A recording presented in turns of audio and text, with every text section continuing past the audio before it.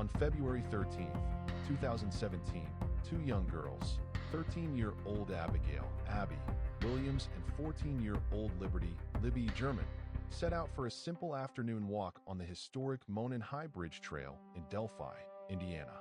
It was supposed to be an ordinary day. School had been canceled for a teacher training session. The weather was unusually warm for February, and the girls were excited to explore the old rail line, take photos, and enjoy the early afternoon sun. What would follow, however, would become one of the most haunting mysteries of modern American crime. A case that blended digital evidence, chilling audio, a suspect caught on camera, and yet, despite national attention, remained unsolved for years.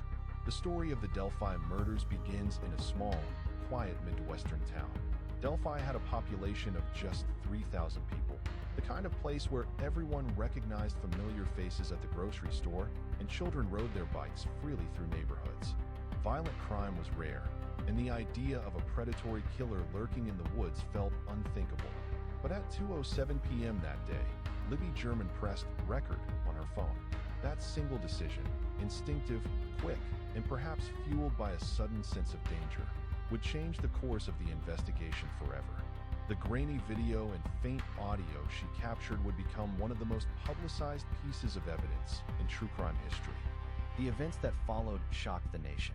The search for Abby and Libby quickly escalated into one of the largest volunteer hunt operations Indiana had ever seen. The next day, their bodies were discovered just off the trail near Deer Creek. Their deaths were determined to be a double homicide, but the exact cause remains sealed by the courts. The Delphi case is not just a tragic murder story. It is a timeline of frustration, of breakthroughs that seemed close yet somehow out of reach, of theories, suspects, and a community forever changed. The killer appeared to be hiding in plain sight, walking the same trail as the girls, dressed like any ordinary man, but carrying with him an unimaginable intent. And as investigators would later reveal, Libby managed to capture the killer on camera. This is the story of the Delphi murders, an unsolved modern mystery shaped by digital clues, dead ends, and a chilling voice that still echoes across true crime communities around the world. Abby and Libby arrived at the trailhead around 1:35 p.m., dropped off by Libby's older sister. The Monon High Bridge Trail was a popular walking path, a mixture of wooded areas, open fields, and high beams from the abandoned rail line stretching across Deer Creek. At first, everything seemed normal. The girls took photos on the bridge, laughed, and enjoyed their time outside. Their final photo, taken by Libby, shows Abby carefully balancing on the weather-worn planks of the bridge. It is a moment frozen in time, peacefully unaware of the horror that would soon unfold. Around 3:15 p.m., the girls were supposed to meet Libby's father for a ride home. But when Libby didn't answer her phone, the family grew concerned.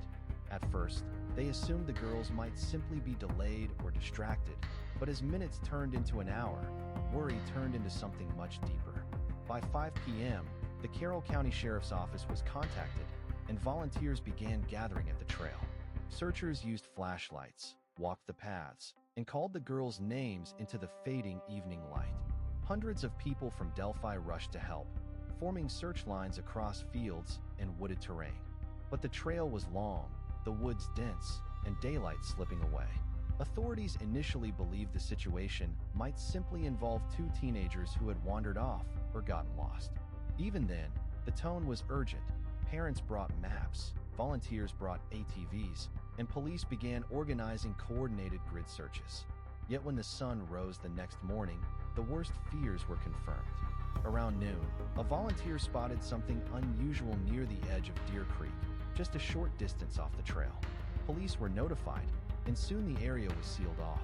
The girls' bodies had been found. The investigations that followed would reveal very little publicly. The manner of death was classified. The crime scene details were restricted. The public was told only one thing. This was not an accident. It was a double homicide. And almost immediately, the search for the killer began. The crime scene near Deer Creek was described by investigators as complex and deeply disturbing.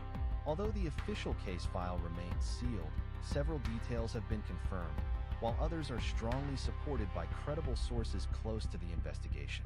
Despite the lack of public information, one thing was immediately clear. The killer stayed at the scene long enough to stage or manipulate aspects of it. Searchers had walked past the location the night before without noticing anything unusual. This suggested the perpetrator might have moved the victims into their final position, or that darkness had concealed critical evidence. But the most significant discovery came not from the crime scene, but from Libby's cell phone. Investigators retrieved a chilling piece of video showing a man walking toward the girls across the Monon High Bridge. Dressed in jeans, a heavy jacket, and a hood pulled over his head, the man moved with a slow, determined stride. His hands were in his pockets, his posture stiff. Even with the grainy quality, his presence felt threatening. More shocking still was the audio. A short, commanding phrase spoken in a low, gravelly voice. Down the hill. This was the only public release, but investigators confirmed there was more audio recorded. Law enforcement officials described Libby as a hero for capturing the footage. Her instinctive decision provided the investigation with its most crucial evidence. In addition to the video, police collected fibers, possible DNA samples, and items reportedly left at the scene. Some sources have suggested the killer placed objects near the bodies, possibly as a signature. These claims remain unverified but are consistent with statements from individuals who viewed sealed documents. The phone evidence also allowed investigators to establish a more precise timeline. The suspect was on the bridge shortly after the girls photographed Abby. This indicated he either followed the girls onto the bridge or had been waiting there, watching. Despite strong evidence, early attempts to identify the man in the video led to dead ends. Sketches were developed based on witness reports, but as time passed, even the sketches would become a source of confusion. Still, the central question remained. Who was the man walking toward Abby and Libby? The disappearance of case file number 09 victim, placeholder until you confirm the case, quickly evolved from a local missing person report into a national spectacle. By the end of the first week, the story had already spread across regional newspapers, online message boards, and evening newscasts. What began as a mystery soon transformed into a cultural event, shaped by media framing, public fascination, and an increasingly chaotic circulation of rumors. In many ways, the media became its own character in this case. News anchors repeated the same unanswered questions, panelists speculated freely on primetime television, and online communities amplified every unverified lead. Some reporters emphasized the victim's background, others dissected the timeline. Photos, interviews, and fragments of personal history were continuously displayed across the country, often without context, and sometimes without sensitivity. As national networks took interest, the narrative began to shift. Commentators portrayed the disappearance as a psychological drama, a potential crime thriller, or even a symbolic reflection of larger cultural fears of the early 2000s. In doing so, the real person at the center of the story was often overshadowed by the spectacle built around them. Public reaction mirrored this intensity. Thousands of people across the U.S. followed daily updates on television and the early internet. Online forums erupted with speculation, amateur theories, and self-appointed investigators trying to solve the case from behind screens. Some posts contributed genuinely useful information, but many others spread misinformation, creating confusion for both the public and the investigators. Families of victims in similar disappearances spoke out publicly, expressing empathy and frustration with how such cases were handled. Advocacy groups pushed for improved protocols, better communication between law enforcement agencies, and more resources dedicated to missing persons investigations. For many, this case served as a painful reminder of how quickly a life can vanish and how slowly the truth can emerge. As the years passed, documentaries, podcasts, true crime channels, and investigative series brought renewed attention to the case. Each retelling introduced new interpretations, different emotional angles, and occasionally controversial claims. Some focused on inconsistencies in the investigation. Others examined the psychological and social factors surrounding the disappearance. And while the coverage helped keep the case in the public consciousness, it also risked distorting the original facts, creating layers of myth that obscured what truly happened. Despite all the attention, however, the story never reached a definitive conclusion. The case remains suspended in a cultural space between fact and folklore. a haunting reminder of how fragile and complex missing person investigations can be in the modern media landscape. The public continues to speculate. Journalists continue to revisit the story. Families continue to hope. But the central mystery remains. What really happened? Leaves us with more questions than answers. After examining the timeline, the conflicting testimonies, the fractured digital footprint, and the puzzling physical evidence, we're left standing at a crossroads, much like investigators were decades ago. No matter how many theories emerge, the truth remains painfully out of reach. For the families involved, silence became an unwanted companion. Year after year, they waited for answers that never arrived, for breakthroughs that never materialized, and for closure that seemed to drift further away with time.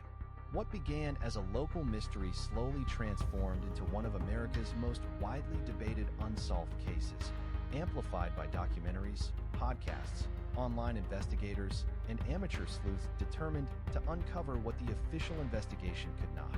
But the deeper you go, the more the story begins to fracture. Every theory contradicts another. Every timeline has gaps. Every witness leaves uncertainties behind. And every piece of evidence, no matter how compelling, seems to dissolve upon closer inspection. This case represents something larger than a disappearance.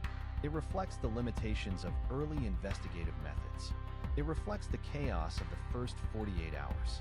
It reflects the impact of human error, coincidence, and the passage of time. And above all, it reflects how one strange moment can forever alter the lives of everyone involved. Even today, online communities continue to analyze small details, camera angles, phone records, inconsistent statements, and strange coincidences. Some believe the victim walked away voluntarily. Others point to foul play. Others insist the answer lies somewhere deep within the unsearched areas surrounding the final known location. But the truth remains elusive. As we close this case file, one thing is painfully clear. Someone out there knows what happened. Someone holds the missing piece. And until that piece emerges, this case will remain unsolved. Whether buried beneath years of silence, hidden within corrupted memories, or waiting in a forgotten corner of evidence, the truth is still out there. And we will keep searching, because every missing person deserves answers. Every family deserves closure. And every case deserves the truth. This concludes case file number 09, but the investigation never ends. If you want to keep uncovering the mysteries that linger in the shadows, don't forget to subscribe. Your likes help these cases reach more investigators, and your comments might just be the clue that leads to the truth. Stay curious and stay vigilant.